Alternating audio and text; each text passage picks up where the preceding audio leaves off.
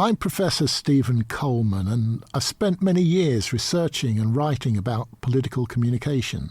I'm interested in how politicians speak to us, how we speak to them, and what we think of each other.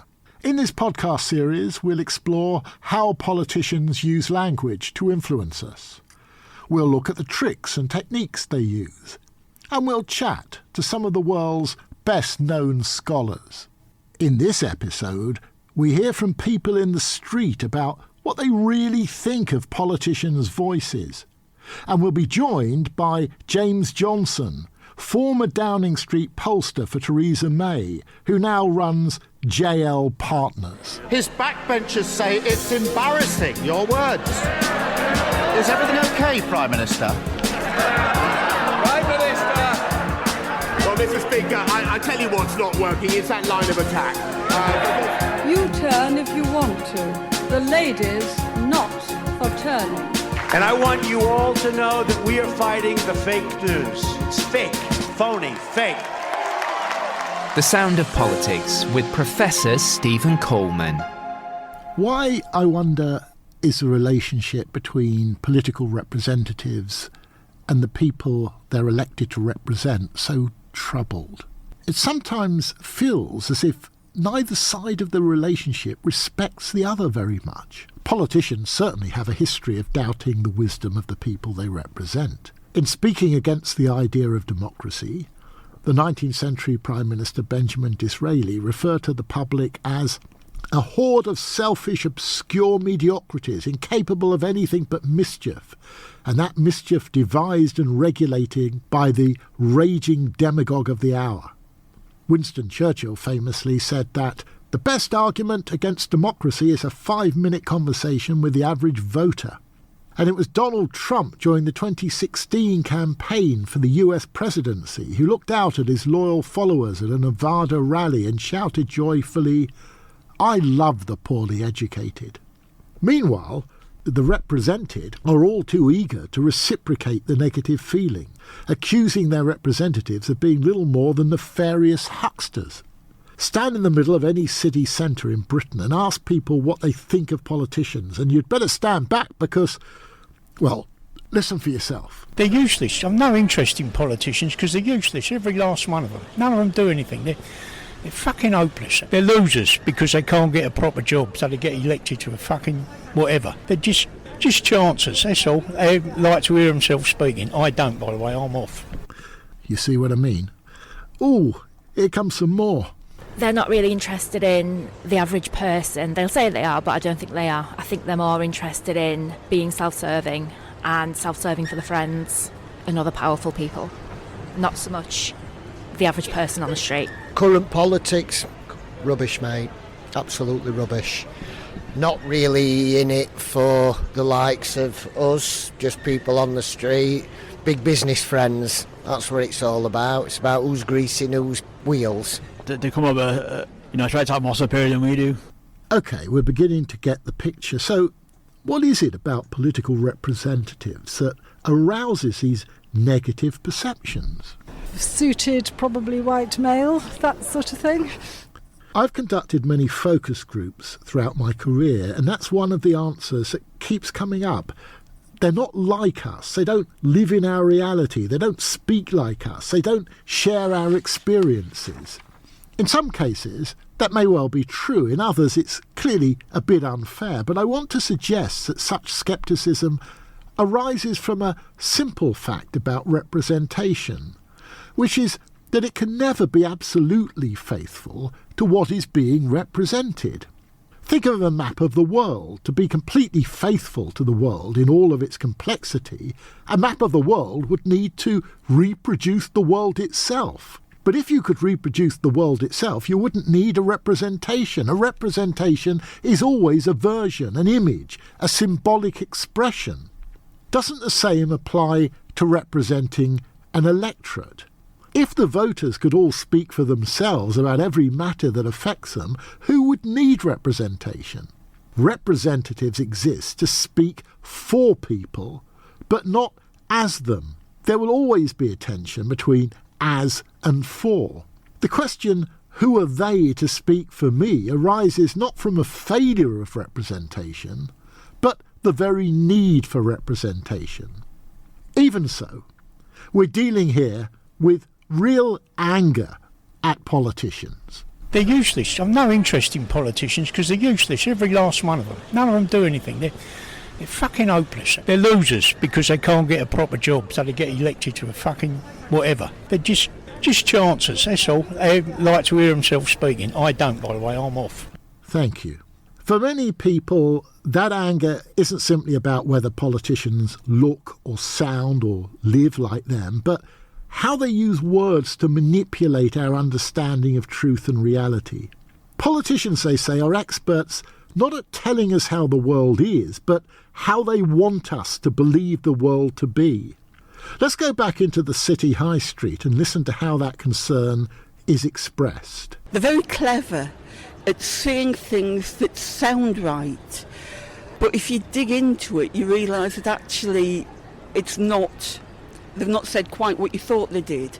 I think they're very good at using words to manipulate people and manipulate how people see things. I don't think they communicate to everybody on the same level. Like you say, we're a multicultural country, and you know, like anything, you got big words. Questions are always answered with questions, I find, from politicians. They always want to answer a question, or they keep reiterating the same thing. One positive impactual decision, they keep going back to it, especially Conservative Party, certainly. They just keep going back to they seem to be going back to the same thing all the time. Yes, but we got 50,000 people off the streets. Yeah, but you put 100,000 people on there, type of thing.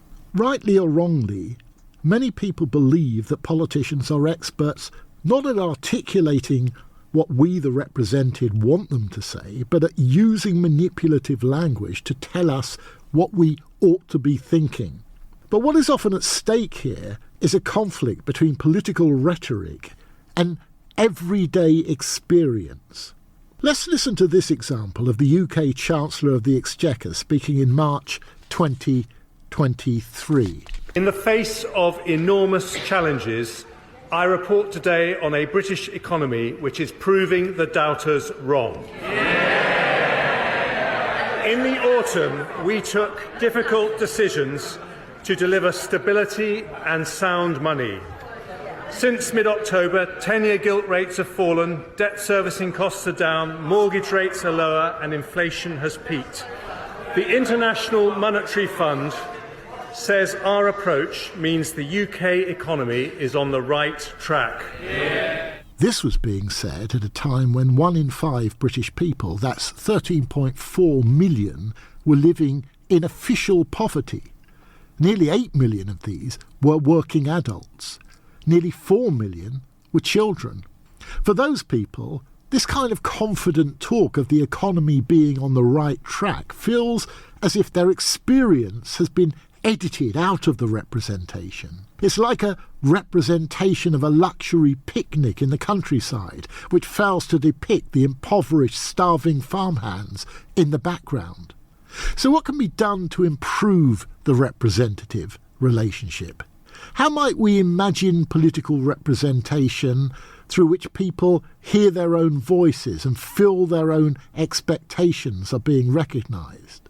What would it take to satisfy him? They're useless. I've no interest in politicians because they're useless, every last one of them. None of them do anything. They're fucking hopeless. They're losers because they can't get a proper job, so they get elected to a fucking whatever. They're just chancers, that's all. They like to hear themselves speaking. I don't, by the way, I'm off. Well, he's off, but James Johnson, who used to work in 10 Downing Street for Theresa May and is now a leading pollster in both the United Kingdom and the United States, is on. And he's here to talk with me about how politicians can get through to the people we've just been listening to.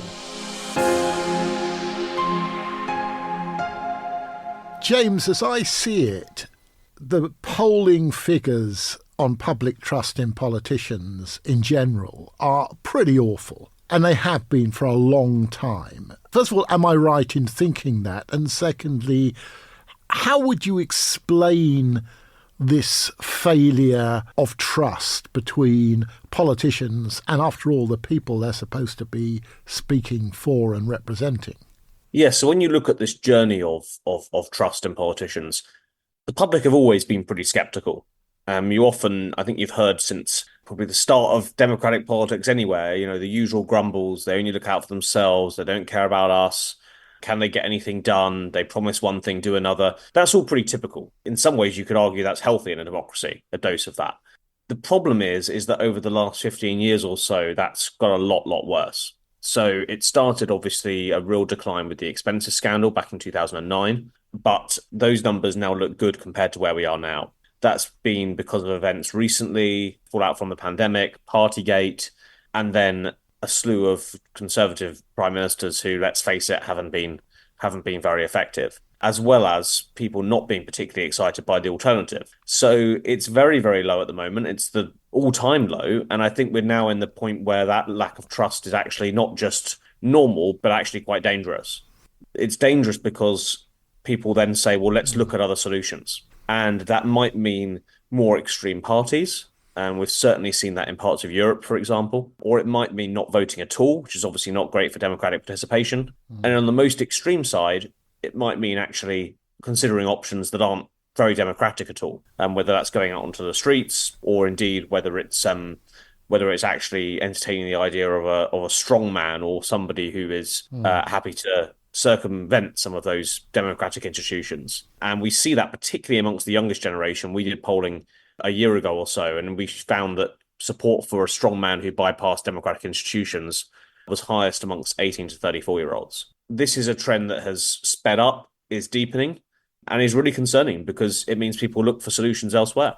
And in the medium to long term, what strategies could make this problem of trust recoverable? So I think it is about levelling with the public. I think it's about saying a politician being bold enough to go out there and say, in some ways, run as the kind of anti-populist populist and say these people have been lying to you. They've been saying things are easy. They've been saying they can deliver this and that. I'm going to level with you about how tough it is. And I'm going to deliver these 5 things that I believe are achievable, things that are actually achievable, unlike Rishi Sunak's 5 promises, and prove delivery that way. It's a really tall feat because all of the sort of inbuilt incentives in politics are for politicians to overpromise. They firstly feel that they will be unpopular if they don't sort of do the grand vision stuff. They also feel like that they need to sort of provide sweeteners to the electorate. And they also feel like it's inbuilt in both main political parties in the UK to try and avoid the question and dodge the question rather than just answer it straight because they believe that, they'll get dragged over the coals if they do so. So, there's a lot of inbuilt incentives to get to that point. But I do think there's a room in British politics for that. Someone who answers the question straight, even if it's bad for them, someone who has a set of deliverable things that they can actually do, and someone who's ready to be honest and level with the public when they can't. If we go back to Rishi Sunak's 5 promises as an example, he's now getting a lot of flack for not delivering these things. If he'd have stood up and done a press conference, a COVID-style press conference every month after making those promises, tracking progress, he could have embraced his inner accountant. He could have had the graphs up on the screen and traced, how it was going, and turned around and said, "Look, because of this, we haven't delivered this. I'm sorry about that. Here's what we're doing to make sure we do." He'd have got a lot more time from the public, and I expect actually trust would not be as low as it is in him now. So yeah, I do think there's room. I think it's difficult, but I think there is room in doing that. And I think the answer is in honesty. That's what people are crying out for. I mean, I'm really intrigued by this idea of the anti-populist populace. And I wonder whether there is anyone you can think of, contemporary or in the past, who is an exemplar of at least something moving in that direction of strategy. Yeah, it's tough, isn't it? Not many people have tried it. Look, I think I do think there are elements of politicians which could be, which are indicative of it. I think the 1997 pledge card under Blair, I think was good in that it wasn't too lofty. and it made people believe that actually Labour weren't just saying them a big vision, but they were actually selling them deliverable change. I think people like that. And I think, if you look at Blair's approval ratings right up until Iraq, he was clearly able to, maintain that level of trust in him for 6 years or so. It's a long time in politics. We've seen flashes of it amongst politicians who sort of come and gone. Rory Stewart made some of these arguments in the 2019 Conservative leadership candidate election. I'm biased there because I ran his strategy for that campaign, so I'm definitely biased. But he was somebody who talked about that sort of need to be honest a lot internally as well as publicly. I mean, the argument there is, a cynic would say, much good it did him. I mean, he was refreshingly honest, I would have thought, from most people's point of view.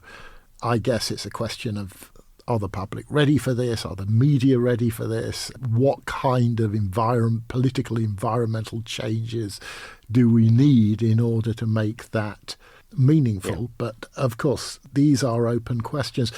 I wanted to ask you a particular question because this podcast is particularly focusing on the sound of politics and the relatability of politicians. And I know that's something that you're very interested in. Are there any kind of quick fixes that politicians should take from the polling and from your other political experience that they could put right pretty quickly in terms of the way they speak to people? Yeah, so I think the number one thing is answer the question. That is the plea that I hear in the focus groups over and over and over again about politicians. When you just talk about politicians or you speak about particular politicians, or you show them clips of politicians. That is the number one frustration. And it's not just a frustration of that's something politicians always do. They feel it's gotten a lot worse. And they also feel that it makes them look weak. The number one word that people use to describe Rishi Sunak and Keir Starmer at the moment is weak for both of them. And that's one of the reasons. They feel that they are fudging the answer, not directly answering it. Now, I remember asking, I asked focus groups several times, but particularly around 2019, 2020, this question of, is there anyone who does answer the question?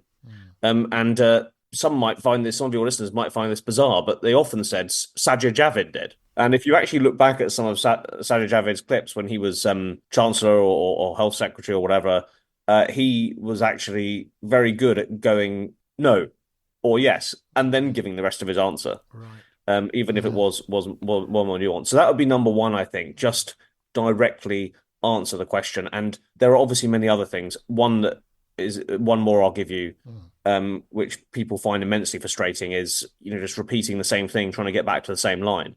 Again, a myth has taken place, particularly in conservative circles, that since the long-term economic plan messaging was so effective in 2015, that you therefore need to do that with any message. Now, of course, you can use slogans in a way that underpins the campaign without sounding like a robot. Actually, Boris Johnson was very good at doing that with Get Brexit Done. He repeated it, but without sounding robotic and out of touch.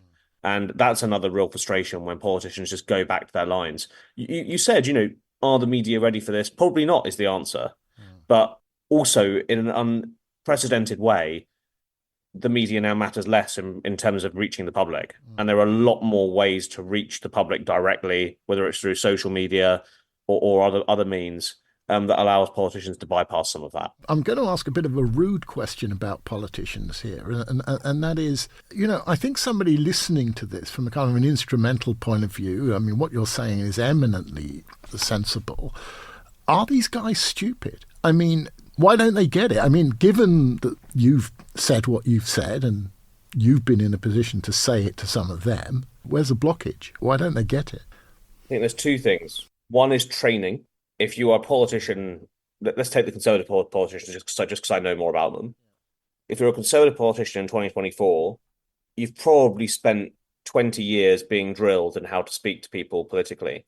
And in the 2000s, in CCHQ in the 2000s, partly as a result of the Blair government, that was seen as the best way to do things.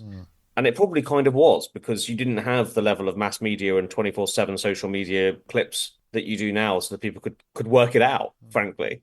So I think it's drilled into a lot of people. I think that was true of Theresa May. I think she was drilled into talking and acting in a certain way that is very hard to unlock yourself from now. I think you probably see the same with Rishi Sunak now too. Number two is fear. Politicians are very worried about getting caught out or having something quoted back at them or, their answer being a headline that annoys number 10 if you're doing the media round as a junior minister. And that also creates a sense of, well, we better not answer the question because otherwise we're going to get in trouble, either myself or with my boss. And that also has a corrupting factor. So to come back to your question, I think the institution is stupid because it perpetuates it. Yeah. But often politicians are either acting in what they know they're meant to do or in their own self-interest. And they're not alone in being in institutions where we're made to act stupidly. So I get that. It seems to me that you are speaking about the case for what I would call a more relaxed democracy, a kind of democracy where we take a bit of a breath, we have a little bit of trust in each other, we lower the degree of fear and anxiety, or perhaps we admit to that fear and anxiety. This is an emotional impetus, and I think it's a really important one, and I can absolutely see the argument for it. But it's a discourse that's very, very unfamiliar to people who are engaged in what they would see as the hard, rational logic of politics, where these kind of psychological fripperies are seen as being a little bit irrelevant. I just wonder whether you think part of the answer is going to be trying to make that discourse a little bit more available to the political classes. Yeah, so I don't see those two things as running counter to each other. I think that there's a reason I sort of referred to it as anti-populist populism, because it sort of still feels quite populist. I think emotions are massively important. The stakes are really high. I think politics should be really passionate. I think we should be ready to pick fights on things where we disagree. One of the things I find really annoying at the moment is people saying, oh, this culture war stuff, it's just people whipping up division and it's not in the real world. Well, try telling that to someone who's, frustrated about what their kid's being taught in school, or try saying that to somebody whose favourite podcast has been cancelled. Not this one, I'm sure. These are real world issues that annoy and anger real people, and we shouldn't shy away from them. So no, I think debates and disagreement and passion are absolutely key. I just think that this mode of politics is a much better way of addressing those issues and doing it in a way that makes that disagreement productive rather than nasty, divisive, negative, and fundamentally falling short. To go back to your question about the examples of people who managed to do this, this is not an example, but there are elements of what Donald Trump says and does that people feel speaks to them. People feel that cuts past the nonsense. I was doing interviews last week in Arizona on the border with voters, and Democrat, Independent, Republican alike, they all admit that Trump has this ability to sort of, as they see it, speak past the bullshit, and taking the good parts of that without all of the negatives that come with it. Being honest, saying it how it is, that can be quite a fiery, passionate politics. It doesn't need to be a boring, austere one. Well, James, as I anticipated, you've been really illuminating in what you've had to say about my questions, and really helpful in terms of what this podcast is trying to do. And certainly if we ever do need another title for it, or if we have to hide because we're at risk of being cancelled, then Getting Past the Bullshit is certainly high on my list as a potential new title. So thanks very, very much indeed for making the time. Thank you. His backbenchers say it's embarrassing, your words. Is everything okay, Prime Minister? Prime Minister! Well, Mr. Speaker, I tell you what's not working. It's that line of attack. You turn if you want to. The ladies not for turning. And I want you all to know that we are fighting the fake news. It's fake, phony, fake. The Sound of Politics with Professor Stephen Coleman.